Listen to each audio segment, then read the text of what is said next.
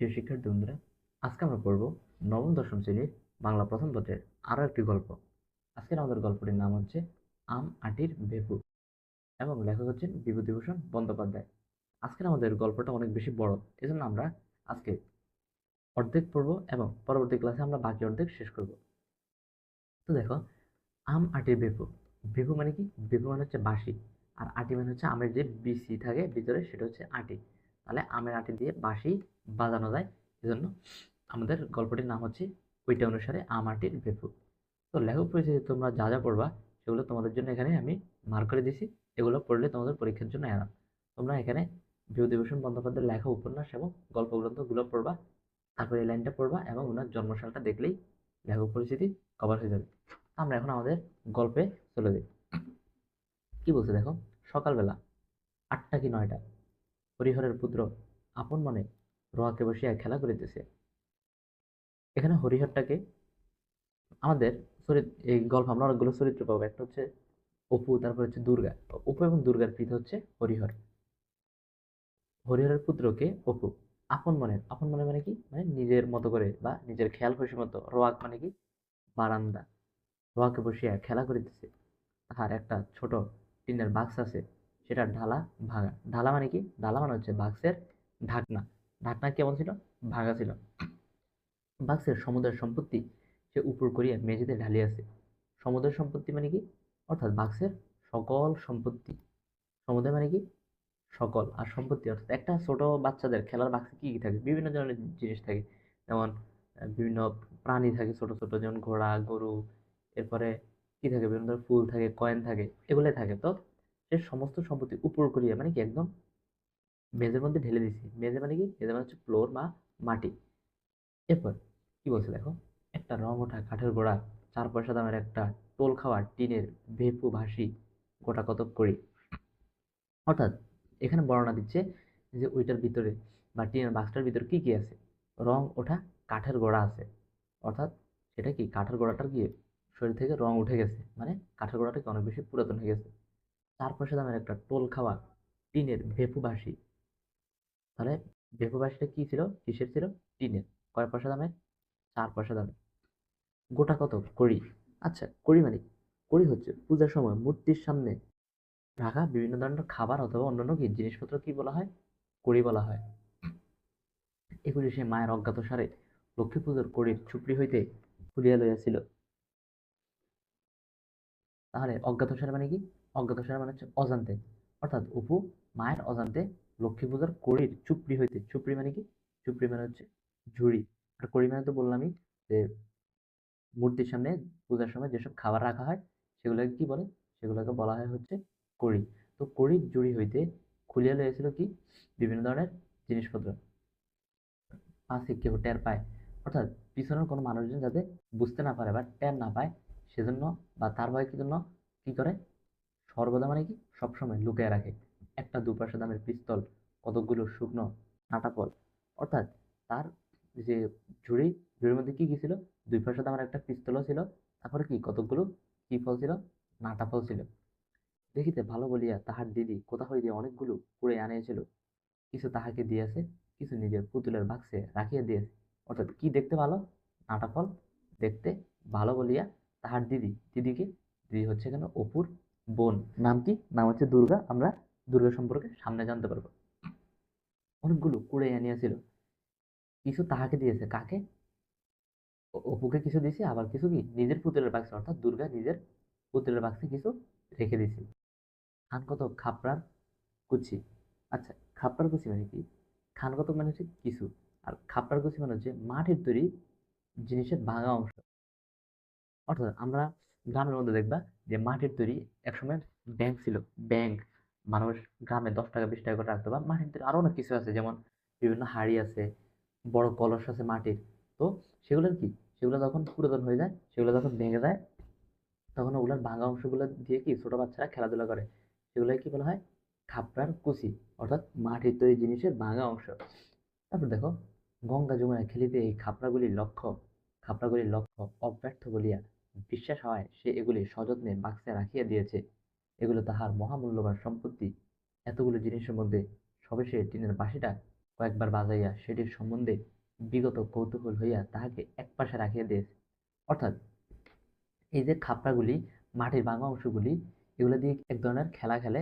সেই খেলাকে কি বলে? গঙ্গা যমুনা খেলা। এবং এই খেলার মধ্যে এগুলোর যে লক্ষ্য, সেটা অব্যর্থ। অব্যর্থ মানে কি? অব্যর্থ মানে কি? যেটা কখনো ব্যর্থ হয় না, অর্থাৎ যেটা বিফলে যায় না। অর্থাৎ এই যে খাপড়াগুলো দিয়ে কি ওই খেলাটা কি অনেক ভালো খেলা যায়। সেগুলো কি সযত্নে মানে কি অতি যত্ন সহকারে কোথায় রাখছে? বাক্সের মধ্যে রাখছে। এই যে এগুলো কে করতেছে? এগুলো হচ্ছে অপু। এগুলো তাহার মহামূল্যবান সম্পত্তি। কার? অপুর। এতগুলো জিনিসের মধ্যে তাহলে কি করছে? যে টিনের বাঁশিটা কয়েকবার বাজাইছে। তাহলে তার অনেকগুলো খেলনার জিনিসপত্র ছিল। একটা একটা করে সে খেলতেছে। তো টিনের বাঁশিটা বাজায় কি করছে? বিগত কৌতূহল হইয়া, মানে অর্থাৎ তার কি টিনের বাঁশিটা সম্পর্কে তার কি কৌতূহল বা কি ইচ্ছা কি চলে গেছে, অর্থাৎ সেটা সম্পর্কে তার খেলা শেষ। এবার তাই কি করছে? ওই টিনের বাঁশিটা কি করছে?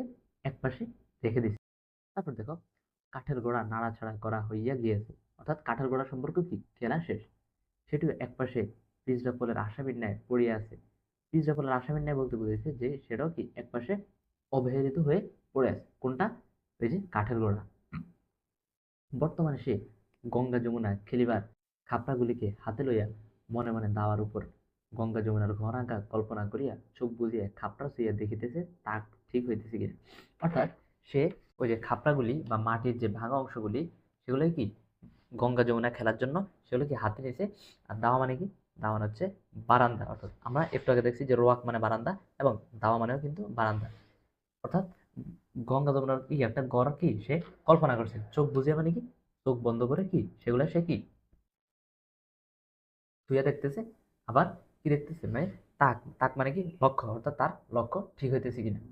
তারপর দেখো, এমন সময় তাহার দিদি দুর্গা, এই যে অপুর দিদির নাম কি ছিল? দুর্গা, উঠোনের কাঁঠালতলা হইতে ডাকিল, অপু, ও অপু। কাঁঠালতলা মানে কি? অর্থাৎ তাদের উঠোনে একটা কাঁঠাল গাছ ছিল। ওই কাঁঠাল গাছের নিচ থেকে অপুকে কি ডাকা শুরু করছে। সে এতক্ষণ বাড়ি ছিল না। সেটাকে সেটা হচ্ছে দুর্গা। এতক্ষণ কোথায় ছিল না? বাড়িতে ছিল না। কোথা হইতে এই মাত্র আসিল।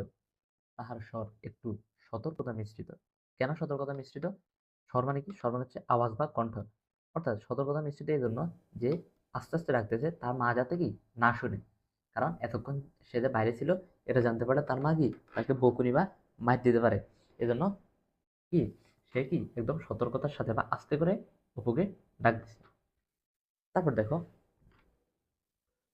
মানুষের গলার আওয়াজ পাইয়া অপু কলের পুতুলের মতো লক্ষ্মীর চুপড়ির কড়িগুলি তাড়াতাড়ি লুকাইয়া ফেলিল। অর্থাৎ সে বুঝতে পারে নাই যে তার দিদি নাকি কে ডাকছে। সে ভাবছে কি অন্য মানুষ ডাকছে। এজন্য কলের পুতুলের মতো মানে কি?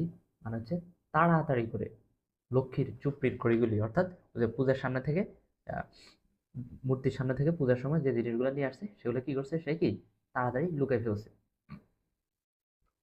পরে বলিল, কিরে দিদি? অপু দুর্গাকে বলতেছে যে দিদি তোর কি হয়েছে বা কি জন্য ডাকতেছিস। তারপর দেখো, দুর্গা হাত নাড়িয়া ডাকিল, আয় এদিকে শোন। দুর্গার বয়স 10-11 বছর হইল। তাহলে দুর্গার বয়স কত?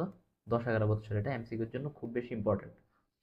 তারপর দেখো, গড়ন পাতলা পাতলা, অর্থাৎ কি সে চিকন। কে? দুর্গা। রং অপুর মতো অতটা ফর্সা নয়। অর্থাৎ কি অপু যেরকম সাদা সুন্দর ছিল, আর দুর্গা কি ছিল? কেমন ছিল? একটু শ্যামলা বর্ণের ছিল, একটু চাপা। হাতে কাচের ছুরি, পরনে ময়লা কাপড়, মাথার চুল রুক্ষ, বাতাসে উড়িতেছে। মুখের গড়ন মন্দ নয়। চুল রুক্ষ মানে কি? অর্থাৎ চুল কি ময়লা বা এলোমেলো।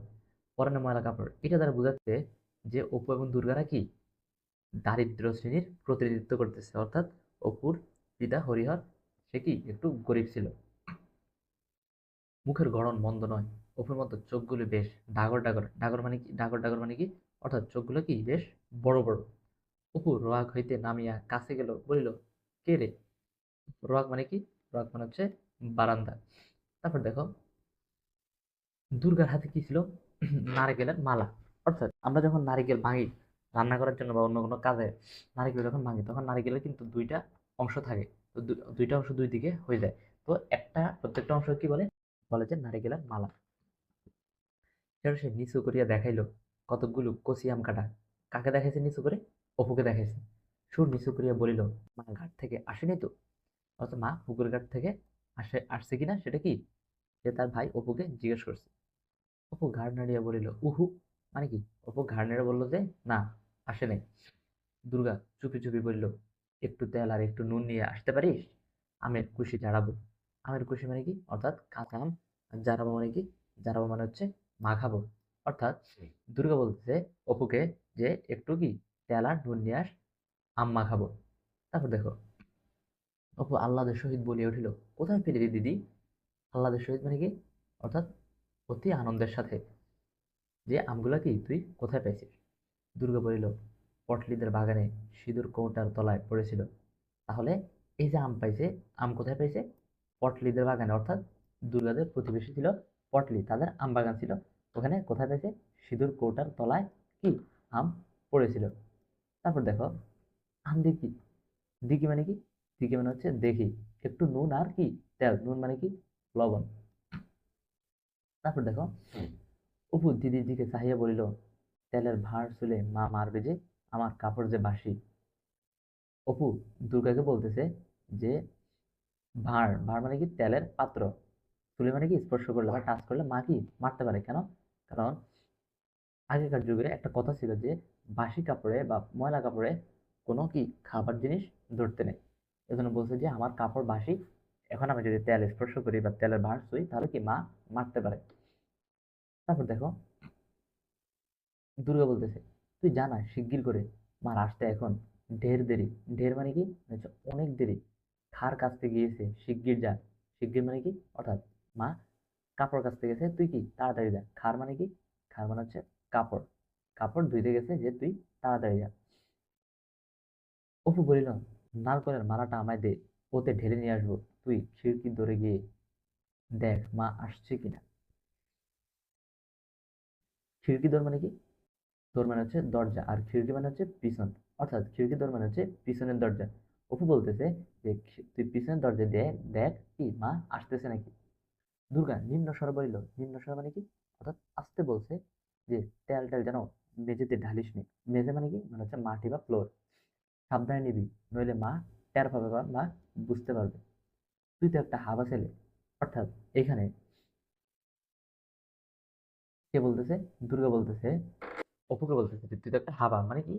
একটু কি মানে খুব বেশি একটা চালাক না। এটা কাকে বলতেছে? এটা হচ্ছে অপুকে বলতেছে দুর্গা।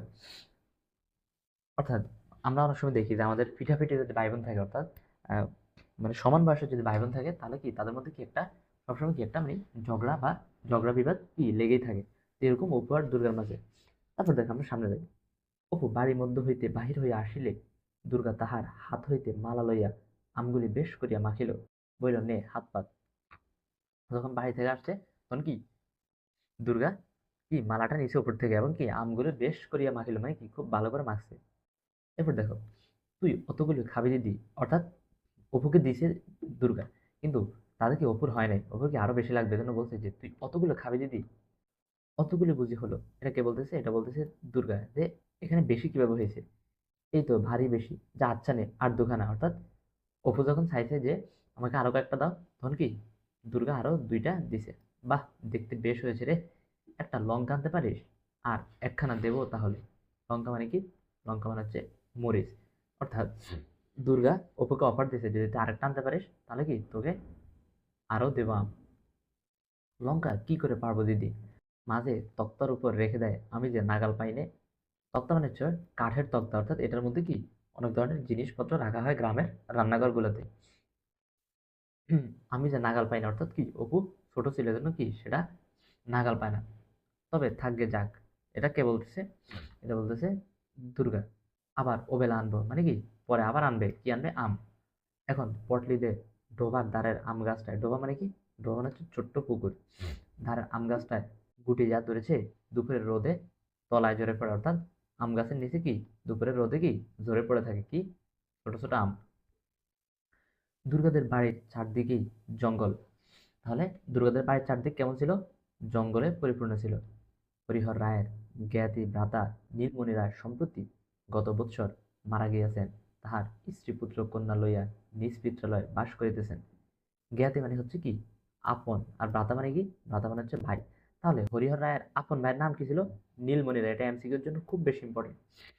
সম্প্রতি, সম্প্রতি মানে কি? মানে খুব বেশি দিন হয় নাই। কবে মারা গেছে?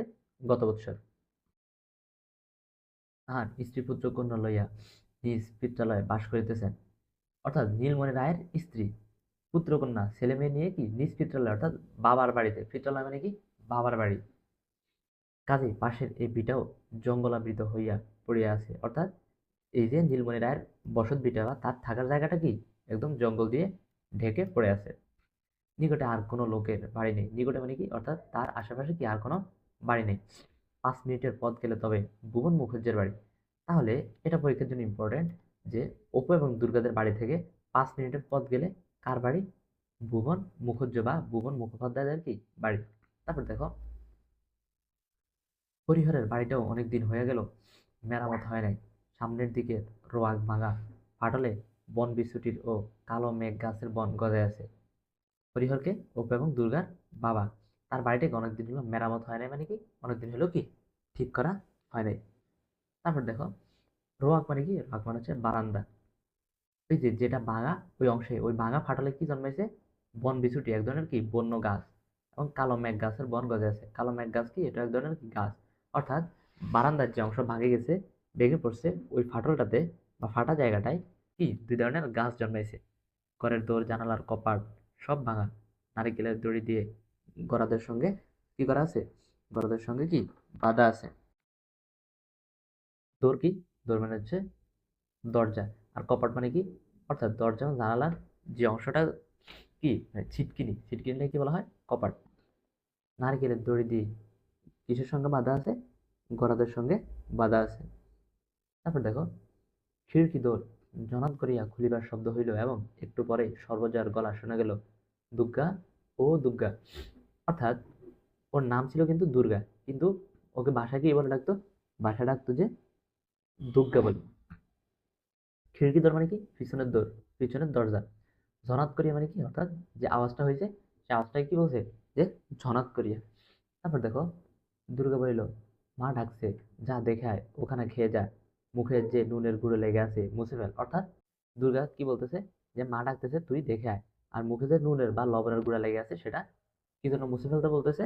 যাতে মা কি বুঝতে না পারে। আশা করতেছি এই পর্যন্ত তোমরা ক্লিয়ার। তারপর আমরা সামনে দেখি। মায়ের ডাক আরেকবার কানে গেলেও দুর্গার এখন উত্তর দিবার সুযোগ নেই, মুখ ভর্তি। অর্থাৎ তার মুখে তো কি ছিল? আম ছিল। এজন্য তার মা ডাকলেও কি সে উত্তর দিতে পারতেছে না, কারণ মুখে যদি কোনো খাবার থাকে আর আমরা যদি কথা বলি তাহলে কিন্তু বোঝা যাবে যে আমাদের মুখে কি কিছু একটা আছে। আর এজন্য কি দুর্গার মায়ের কি মায়ের খেতে হবে, এজন্য কি সে কিছু বলতেছে না। সে তাড়াতাড়ি জারানো আমের ছাকলাগুলি খাইতে লাগলো। জারানো মানে কি? জারানো মানে হচ্ছে মাখানো আমের কি ছাকলাগুলি কি করতে লাগলো? খাইতে লাগলো। পরে এখনো অনেক অবশিষ্ট আছে দেখিয়া কাঁঠাল গাছটার কাছে সরিয়া গিয়া গুড়ির আড়ালে দাঁড়াইয়া সে সেগুলি গোগ্রাসে গিলিতে লাগিল।